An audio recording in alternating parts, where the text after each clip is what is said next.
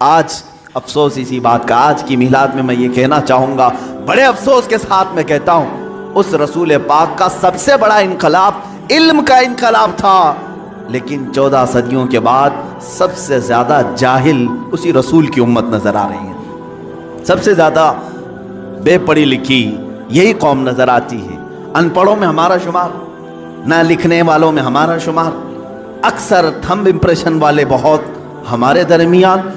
یہ تو امت مسلمہ حضور پاک صلی اللہ تعالیٰ علیہ وسلم کے لائے ہوئے نقش پر نہیں ہے، بلکہ وہاں تو یہ حال تھا کہ باہر یورپ کے لوگ رسول پاک کے شاگردوں کو دیکھ کر فخر کرتے تھے، وہاں کا ہر بچہ لکھنا پڑھنا جانتا ہے، یورپ میں تو صرف بادشاہوں کے بچے لکھنا پڑھنا جانتے تھے، عام لوگوں کا تو تعلیم کا حق بھی نہیں تھا، جو رائٹس آف ایجوکیشن ہوتا ہے یورپ میں یہ تھا ہی نہیں، وہاں صرف اور صرف مالداروں کے پاس تھا۔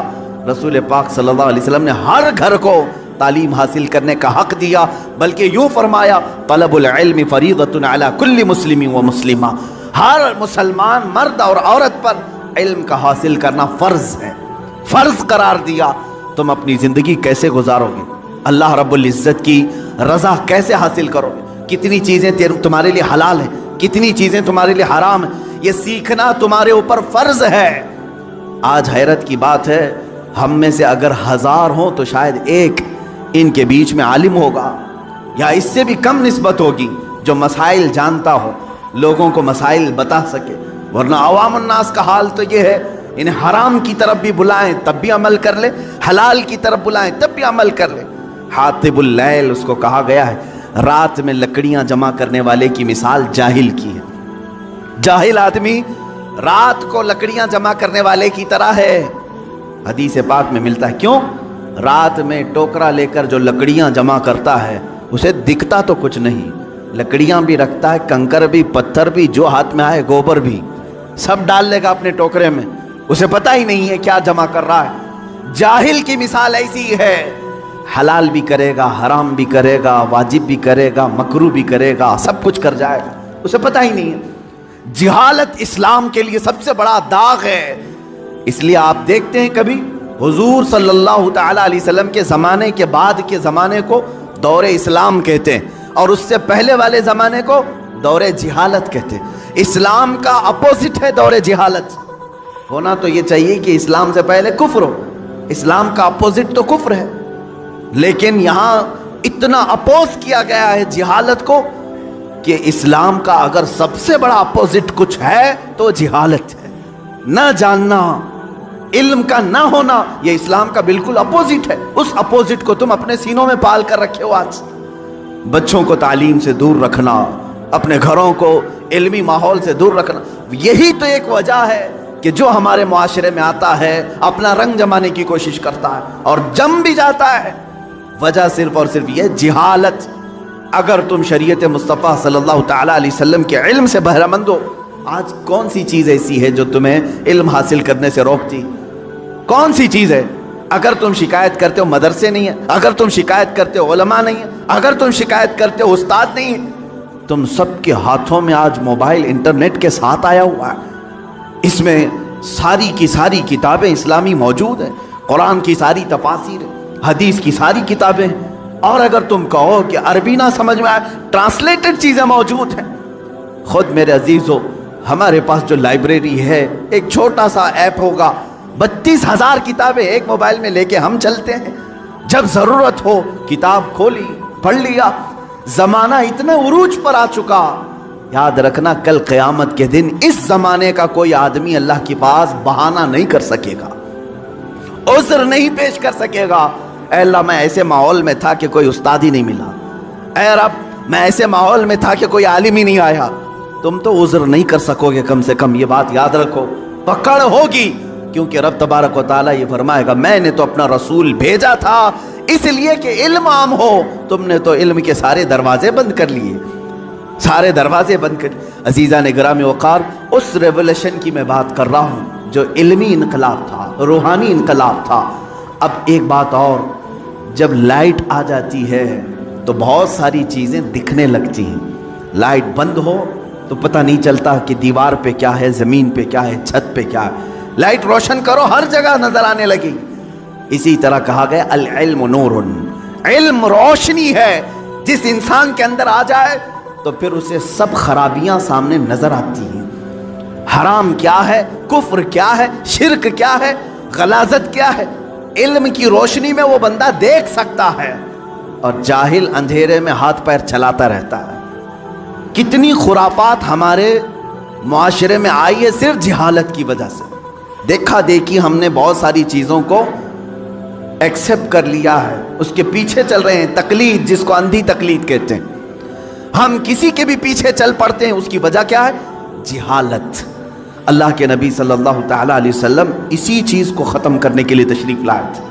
میں نے شروع میں اپنے تقریر کے یہی عرض کیا کہ ایک عرب نے آدمی کا بول بالا کر دیا، خاک کے ذروں کو ہمدوش ثریا کر دیا۔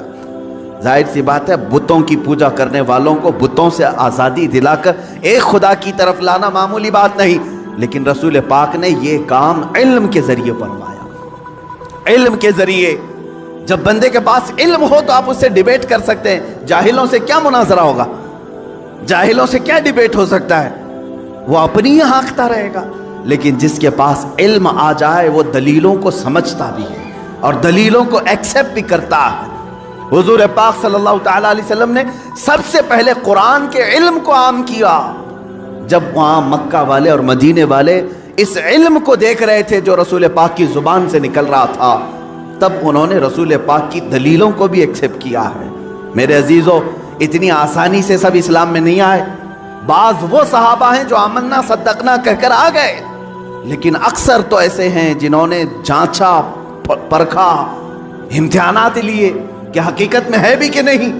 برسوں سے تو پوجا چل رہی ہے، ماں باپ دادا دادی سب کر رہے تھے، انہوں نے اگر آج انکار کیا ہے تو دلیل تو دے کے پوچھیں۔ حضور پاک صلی اللہ تعالیٰ علیہ وسلم کے پاس ڈیبیٹ کے لیے کئی لوگ آئے۔ آپ ایک خدا کی طرف بلا رہے ہیں، ہمارے خداؤں کا کیا برا ہے، ان کے یہاں کیا ہے؟ حضور پاک صلی اللہ تعالیٰ علیہ وسلم نے علمی انداز میں ان کی اصلاح کی ہے۔ کیسے؟ بعض مقامات پر اپنے معجزوں کے ذریعے، بعض مقامات پر اپنے عقلی دلائل کے ذریعے حضور پاک صلی اللہ تعالیٰ علیہ وسلم نے انہیں سمجھایا اور انہوں نے ایکسپٹ کیا۔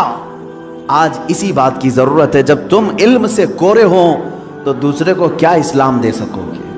دوسرے کو اسلام کی طرف کیسے بلا سکو گے؟ ہمارے ہاں اکثر لوگوں کے ہاں مٹکے خالی ہیں، گھڑے خالی ہیں، اور جو دشمن اسلام ہے وہ سمجھتا ہے ان کی زبانوں سے صرف جہالت نکلے گی اور کچھ نہیں۔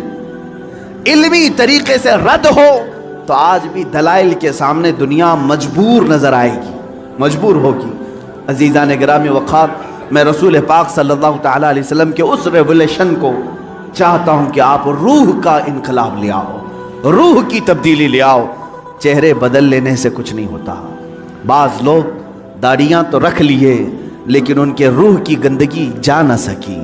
بعض لوگ امامے اور لباس تو صاف کر لیے لیکن اندر کے برے کرتوت جا نہ سکے۔ یہ ایسی ہی ہے جیسے کسی کنویں میں کتا مرا پڑا ہے، آپ نے پانی تو پورا خالی کر دیا، مرے ہوئے کتے کو اسی میں چھوڑ دیا، تو پھر جب پانی آئے گا اس کتے کی مرے ہوئی بدبو آتی رہے گی۔ یہاں لباس تبدیل کرنا، صرف داڑھی رکھ لینا، صرف امامہ پہن لینا یا صرف ظاہر کو سنبھال لینا اسلام کا یہ تقاضا نہیں، بلکہ اپنے اندر موجود جو غلاظتیں ہیں، جو حرام کی خواہش کرتی ہے، جو تمہارا نفس برائیوں کی طرف توجہ کرتا ہے، اس چیز کو پہلے صاف کریں، پھر آپ جسم پر کچھ بھی کپڑا رکھیں، اللہ رب العزت تمہارے زبان پر اثر پیدا کرے گا۔ اس لیے کہ اب یہ بات زبان سے نہیں دل سے نکلے گی۔ آپ روح کی تبدیلی کی طرف توجہ کریں، روح کی تبدیلی۔ اسی لیے میرے آقا صلی اللہ تعالیٰ علیہ وسلم نے جن لوگوں کو مسیحا بنایا، شاعر نے یہی کہا ہے، خود نہ تھے جو راہ پہ اوروں کے ہادی بن گئے، کیا نظر تھی جس نے کہ مردوں کو مسیحا کر دیا۔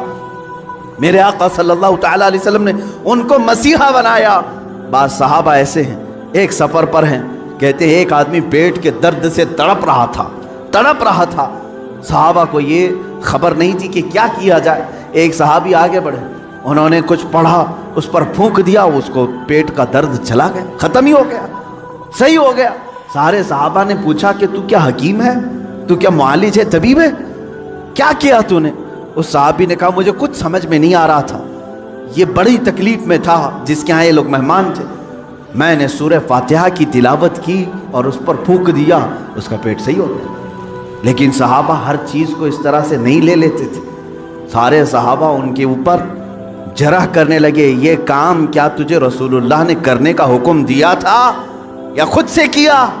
اس صحابی نے کہا نہیں، حضور نے تو ایسا کچھ کہا نہیں، میں نے خود کیا۔ پکڑ کر لے چلے حضور کی بارگاہ۔ کیا قرآن کی آیتیں پڑھ کر کسی پر پھونک مار سکتے ہیں کہ نہیں؟ یہیں سے، اس حدیث سے ہی ثابت ہوتا ہے کہ ہم جو بزرگان دین کے پاس دم کرانے کے لیے جاتے ہیں، وہ صحابہ آئے، کہا اے اللہ کے نبی صلی اللہ علیہ وسلم، آپ کے اس صحابی نے آج ایک عجیب و غریب عمل کیا۔ کہا کیا کیا؟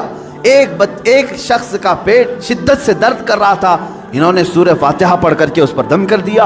حضور مسکرائے اور فرمایا کیا تمہیں معلوم نہیں سورہ فاتحہ کا ایک نام سورہ شفا بھی ہے؟ سورہ فاتحہ کا ایک نام سورہ شفا بھی ہے۔ میرے صحابی نے جو کیا بالکل صحیح کیا۔ عزیزان گرامی وقار، سورہ فاتحہ آپ بھی پڑھے ہیں، بہت سارے لوگ پڑھیں، پھونک ماریں، کتنوں کا درد جائے گا۔ یہاں کیا ہے؟ زبان کی تاثیر ہے۔ جب دل اندر سے پاک ہو، زبان سے جو نکلے وہ اثر رکھتا ہے۔ محبوب الہی کے پاس ایک شخص آیا، اس نے اپنی بچیوں کی شادیوں کی شکایت کی کہ گھر میں کچھ بھی نہیں ہے، مال کچھ نہیں ہے، آپ کچھ رحم فرمائیں۔ انہوں نے 2-3 ڈھیلے اٹھائے اور 3 بار قل هو اللہ احد پڑھ کر کے دیا، اس کے ہاتھ میں دیا۔ تو بندہ کہتا ہے میں گھر لے کر گیا، وہ ڈھیلے تو دیکھا وہ سونے کے تھے، سونے کے تھے، گولڈ تھے۔ میں نے بیچا، شادی کی، لیکن فارمولہ تو مل گیا تھا۔ اس نے بھی اپنے گھر میں ڈھیلے اٹھائے اور قل هو اللہ پڑھنے لگا، 1000 بار پڑھ لیا، ڈھیلا تو ڈھیلا ہی تھا، کچھ نہیں ہوا۔ دوسرے دن وہ آیا محبوب الہی کے پاس، کہا آپ نے اس دن مجھے جو دیا تھا کیا پڑھ کے دیا تھا؟ کہا قل هو اللہ پڑھ کے دیا تھا۔ کہا میں کتنی مرتبہ آپ نے پڑھا تھا شیخ محترم؟ محبوب الہی نے کہا 3 بار پڑھا تھا۔ کہا میں 1000 بار پڑھا، ڈھیلا بدلا ہی نہیں، ڈھیلا بدلا ہی نہیں، ویسے ہی ہے۔